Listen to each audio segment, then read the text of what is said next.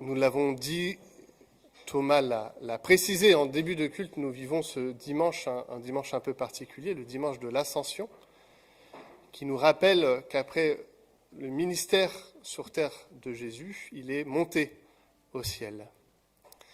Et une réflexion m'a traversé lors de cette semaine sur le fait qu'en fait on peut corréler cet événement particulier de la vie chrétienne avec aussi le baptême, puisqu'en fait, lorsqu'on regarde les évangiles, l'annonce de Jésus, la mission que Jésus pose auprès de ses disciples du baptême est quasi concomitante avec le fait que Jésus va monter au ciel et laisser la place à une autre personne de la Trinité, à savoir le Saint-Esprit. Et pour un peu imager cela, j'aimerais qu'on affiche une photo. Pour ceux qui sont réguliers de l'Église, qui me connaissent un peu, j'aime beaucoup lever les yeux vers le ciel, regarder les étoiles parmi d'autres choses. Et voilà une photo qui a été prise je ne sais pas où, mais en tout cas sur Terre, avec beaucoup d'étoiles. J'ai pu lire sur Wikipédia notamment qu'on peut voir jusqu'à 6000 étoiles dans le ciel. Alors je n'ai pas compté, je ne suis pas sûr qu'il y en ait 6000, mais il y en a déjà beaucoup. Et ce qui est extraordinaire, en fait, quand on lève les yeux vers le ciel et qu'on contemple ce ciel étoilé, c'est que parmi les étoiles, il y en a qui sont plus lumineuses que d'autres et qui vont davantage avoir une fonction depuis l'Antiquité, mais peut-être parce que juste à l'Antiquité, ça a été couché sur papier, c'était peut-être déjà le cas avant, de direction, d'étape, de guide pour ceux et celles qui cherchent un chemin. En fait, il y a 58 étoiles dont la luminosité est assez bonne et qu'on connaît assez bien pour pouvoir diriger les marins notamment, mais aussi les bédouins dans le désert ou dans d'autres lieux, pour ceux et celles qui souhaiteraient accéder, aller vers une direction et trouver leur chemin. Et autour de ces 58 étoiles lumineuses, on a ce qu'on appelle des étoiles tabulées, 115 étoiles qui sont autour de celles qui sont lumineuses et qui permettent en fait d'affiner la direction qu'on veut prendre. Et si je vous parle de tout ça, c'est parce que j'aimerais utiliser cette image, et c'est qu'une image, mais derrière l'ascension, l'événement de l'ascension, il y a aussi, je l'ai dit, l'ordre de mission du baptême qui est corrélé. Et on va prendre l'ascension comme cette étoile lumineuse du plan de Dieu, de cette révélation qui va de Genèse jusqu'à Apocalypse, et autour, prendre le baptême comme une expression de cette étoile qui brille, de l'ascension que nous célébrons ce matin. Pour pouvoir lire les étoiles, prendre la bonne direction, en fait, il faut qu'on utilise un outil. Je ne sais pas si vous avez déjà entendu parler de cet outil, mais c'est un sextant. Donc c'est un outil qu'on utilise pour calculer la direction qu'on va prendre. Et bien évidemment, un outil qu'on a entre nos mains en tant que croyants, c'est la Bible, qui va nous éclairer pour mieux saisir les événements qui nous sont contés et ce que Jésus a à nous dire ce matin. Donc voilà, on va contempler ce ciel étoilé de la révélation biblique et puis utiliser l'outil qui est entre nos mains, la Bible, pour y discerner ce que le Seigneur souhaite nous dire. Et on va le prendre autour de deux textes. Deux textes qui nous parlent de Jésus qui est mort, ressuscité, vient à la rencontre de ses disciples et a quelques mots pour eux avant de partir. Premier texte, Matthieu, l'évangile de Matthieu, le chapitre 28, des versets 16 à 20. Texte, je pense, assez connu. Les 11 disciples se rendirent en Galilée, sur la colline que Jésus leur avait indiquée. Dès qu'ils l'aperçurent, ils l'adorèrent, mais ils ne surent que penser.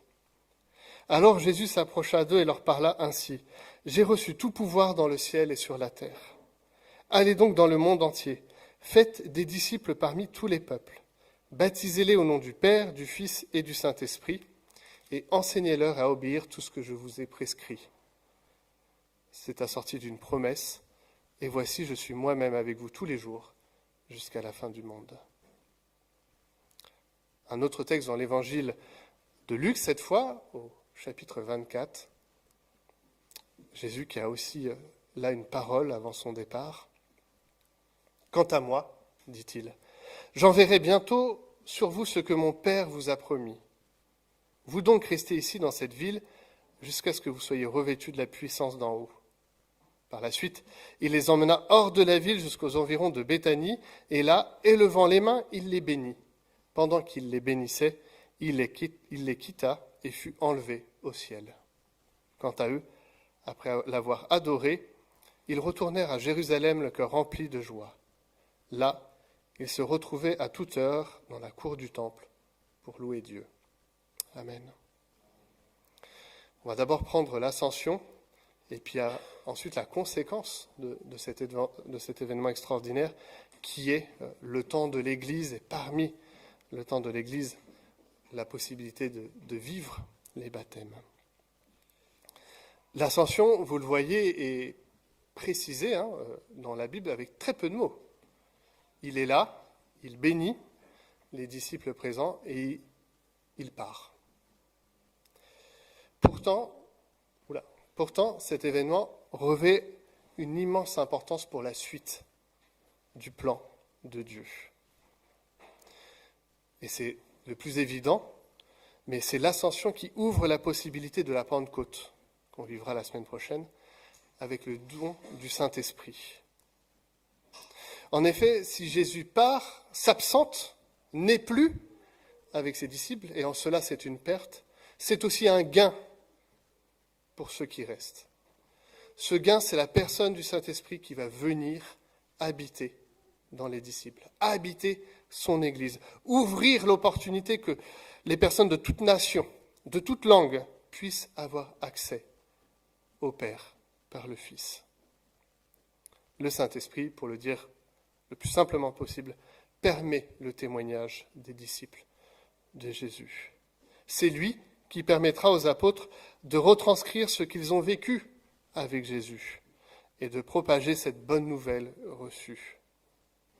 L'apôtre Jean précise, et on l'a chanté dans un de nos chants, le Saint-Esprit, le défenseur que le Père enverra en mon nom, vous enseignera toutes choses et vous rappellera tout ce que je vous ai dit. Il fait des apôtres, puis de l'Église des ambassadeurs, sur terre du Roi céleste. Paul a cette parole forte, nous sommes donc des ambassadeurs pour Christ. Comme si Dieu adressait pour nous son appel, nous supplions au nom de Christ, soyez réconciliés avec Dieu.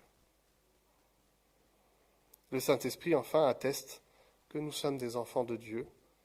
Il l'a attesté et nous en avons été témoins dans la vie de divine. L'Esprit lui-même rend témoignage à notre esprit que nous sommes enfants de Dieu, dit Paul dans sa lettre aux Romains.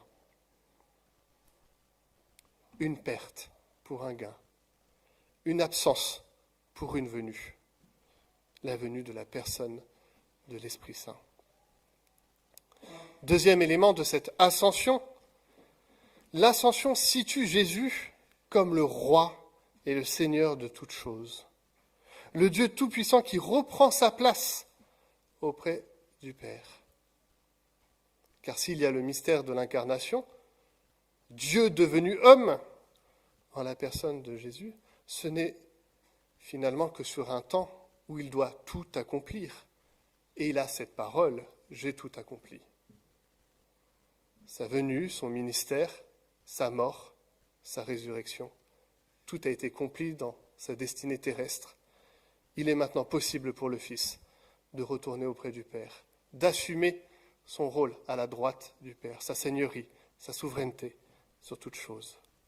L'auteur de la lettre aux Hébreux nous parle ainsi, le Fils est le reflet de sa gloire, l'expression de sa personne. Il soutient tout par sa parole puissante. Après avoir accompli la purification de nos péchés, il s'est assis à la droite de la majesté divine dans les lieux très hauts. Colossiens, au chapitre 3, verset 1, « Si donc vous êtes ressuscités avec Christ, recherchez les choses d'en haut, où Christ est assis à la droite de Dieu. » Par l'ascension, Christ a pris sa place auprès du Père et règne sur toute chose. Dernier élément de l'ascension, tout en étant en règne à la droite du Père, il est celui qui nous connaît et qui, dans cette connaissance, sera intercédé pour nous. Car s'il a repris sa place, il est pour l'éternité homme. Ainsi, Toujours dans la lettre aux Hébreux, l'auteur explique « Puisque nous avons un souverain grand prêtre qui a traversé le ciel, Jésus, le Fils de Dieu, restons fermement attachés à la foi que nous professons. En effet, nous n'avons pas un grand prêtre incapable de compatir à nos faiblesses. Au contraire, il a été tenté en tout point comme nous, mais sans commettre de péché. Approchons-nous donc avec assurance du trône de la grâce, afin d'obtenir compassion et de trouver grâce pour être secourus au moment opportun. » L'ascension permet l'obtention du Saint-Esprit, permet à Jésus de régner, permet à Jésus d'intercéder. Nous tous réunis ce matin, nous tous croyants de toute origine, nous pouvons obtenir compassion, trouver grâce pour être secourus auprès du Christ. Et c'est sa place auprès du Père aujourd'hui, manifestée par l'événement de l'Ascension qui le permet. Ainsi, l'Ascension n'est pas simplement Jésus qui part, qui s'élève pour aller on ne sait pas où, mais ça prend une réalité pratique, tangible dans nos existences humaines, dans nos vies. L'opportunité simple, accessible de venir auprès du trône de grâce, trouver compassion, être secouru, comme nous l'avons entendu ce matin. La conséquence de tout ce que je viens de dire, c'est que l'Ascension marque l'ouverture d'un temps particulier, le temps de l'Église. Et en cela, Jésus a des mots pour les disciples qui vont rester et les disciples suivants, c'est-à-dire les hommes, les femmes qui porteront foi à ce que Christ a fait. C'est là l'ordre de mission qu'il laisse en Matthieu 28. Allez donc dans le monde entier, faites des disciples parmi tous les peuples, baptisez-les au nom du Père, du Fils et du Saint-Esprit, enseignez-leur à obéir à tout ce que je vous ai prescrit. Si aujourd'hui nous avons vécu un baptême, si nous avons baptisé, c'est parce que nous reconnaissons que le Seigneur est monté et qu'il nous a laissé avec cette parole, une parole engageante, une parole de témoignage, une parole assumée dans un monde qui ne le reconnaît pas, de la vie et d'une libération seule en Christ. C'est la parole de l'Église, mais c'est la parole plus singulière des hommes et des femmes qui vont vers le baptême, qui acceptent avec leurs mots de nous dire leur vérité, du vécu de Dieu dans leur vie. Et ainsi, l'ascension ou les autres paroles qu'on pourrait prononcer ne sont pas simplement des valeurs philosophiques qu'on dirait à qui veut l'entendre, mais c'est une réalité tangible, pratique, que l'on peut toucher du doigt de la manière dont Dieu agit aujourd'hui par son Fils et par l'œuvre de l'Esprit Saint. Divine a dit avec ces mots la manière dont Christ est venu la rejoindre, la manière dont le Saint-Esprit est venu remplir sa vie, restaurer ce qui était brisé, ce qui avait été violenté, ce qui n'avait pas lieu d'être. Le Seigneur a agi dans la vie de Divine et aujourd'hui, derrière l'ascension, derrière ce baptême, nous voyons le plan de Dieu en œuvre. Ainsi, si il fallait reprendre la carte de cette constellation d'étoiles, il y a cette lumière qui brille, celle de l'ascension, brillante, lumineuse, qui fait partie du chemin de la révélation divine. Mais il y a toutes ces étoiles tout autour qui reflètent et mettent en avant cette lumière qui brille. Tous ces baptisés, tous ces gens qui font le choix du témoignage biblique, qui l'assument, qui font Église, parce que nous sommes Église du Christ réunis ce matin. Les deux sont liés. L'un ne va pas sans l'autre. Ce matin, au travers de ce culte, au travers de la célébration de l'Ascension, nous redisons les grandes vérités de la foi chrétienne. Nous redisons le ministère de Jésus, ce qu'il est venu accomplir, ce qu'il a fait.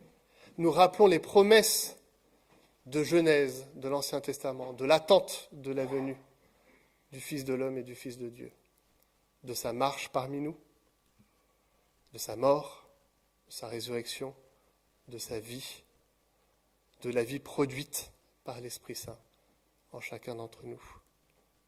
Ce culte ce matin est l'occasion d'une réflexion, de se poser face à Dieu, de louer peut-être simplement pour ce qu'il a fait dans notre vie, de prendre courage, d'être renouvelé par le témoignage qui devrait être le nôtre, de reprendre courage peut-être dans les temps délicats de nos existences où on ne voit pas de lumière, à se rappeler le mystère lumineux de l'ascension, le mystère grandiose de la vie que Christ nous donne, de celui qui restaure.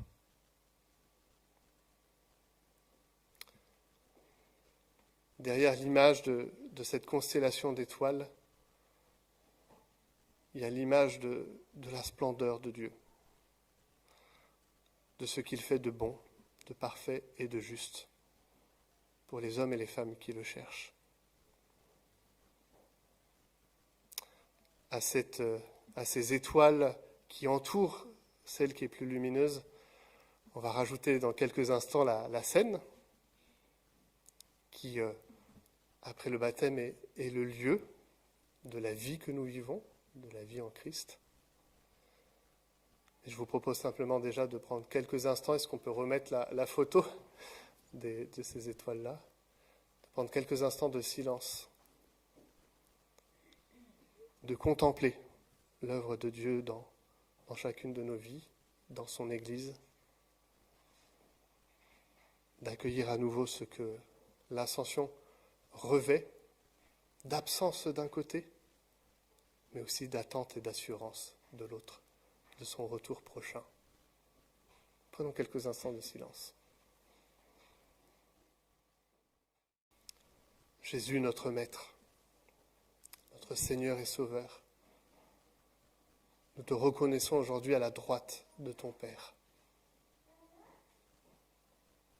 Tu règnes, et rien ne peut contester ce règne. Ta victoire sur le mal est totale. Tout est accompli par toi. Tu es celui qui intercède pour nous et pour ton Église, qui la soutient de ses mains, de sa parole, par l'action de la personne du Saint-Esprit aujourd'hui dans nos vies, qui manifeste ta gloire dans nos vies, malgré les fracas qu'elle peut subir, malgré les désordres qui y sont. Tu viens poser ta grâce, ton amour, restaurer, sauver. Merci d'être parti pour laisser place à l'Esprit Saint. Merci pour ce plan que tu déroules et qui est sûr.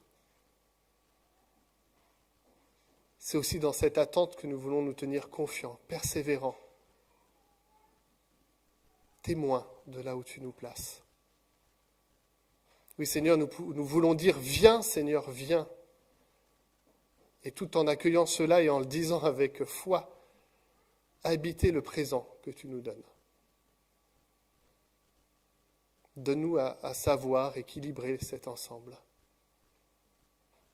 Renouvelle notre cœur pour accueillir ta grâce et ton pardon.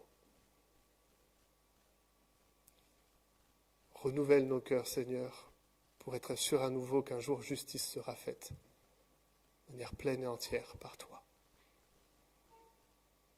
Nous t'en prions en ton Saint-Nom. Amen.